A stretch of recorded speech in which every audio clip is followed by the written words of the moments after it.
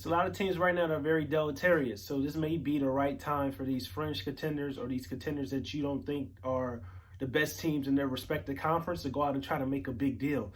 If you're maybe the Boston Celtics or the Los Angeles Clippers, the Miami Heat, the Portland Trailblazers, with both of the best players in the NBA being out right now. You look at the Nets, they're playing well, of course, and you look at the Los Angeles Lakers, they just lost LeBron James, and they don't have Anthony Davis as well. So health is going to be a major factor for the two best teams in the NBA, in my opinion, in the Los Angeles Lakers and the Brooklyn Nets. We don't know how LeBron James is going to come back. I would say I had a high ankle sprain in college for my senior year. I missed 3 weeks. Came back for 6 games left in the regular season. I was only 85%. So it's a good chance that LeBron James, even though he's Wolverine and he hardly gets hurt, it's a good chance we may not see a fully healthy LeBron James until possibly the next full season. And then Kevin Durant, we know what's going on with him. We haven't seen him before the All-Star break, and they say that he's still weeks away from returning. They're being overly cautious, but that's still very concerning. If you're a title contender, this is an opportunity that you kind of got to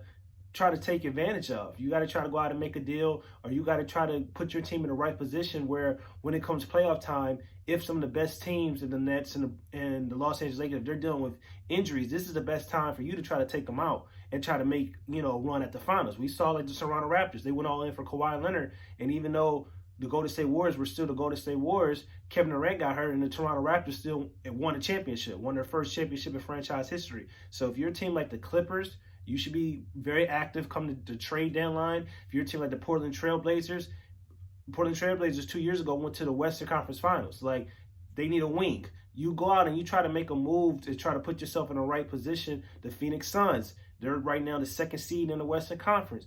All this, even the Boston Celtics, even though the Boston Celtics are playing terrible right now, they're still one of the best talent, from talent perspective, one of the best teams in the Eastern Conference. I expect them to turn things around, but they are a one move away from really competing and contending for a championship. And even the Philadelphia Sixers with Joel Embiid is out. Joel Embiid is going to return eventually, but maybe you can try to pull off a move for Kyle Lowry. You go all in and try to get a player that's going to help you get over that hump or reach that final destination, because this is the year in this crazy COVID season where we're seeing major injuries to both of the top teams in the respective conferences.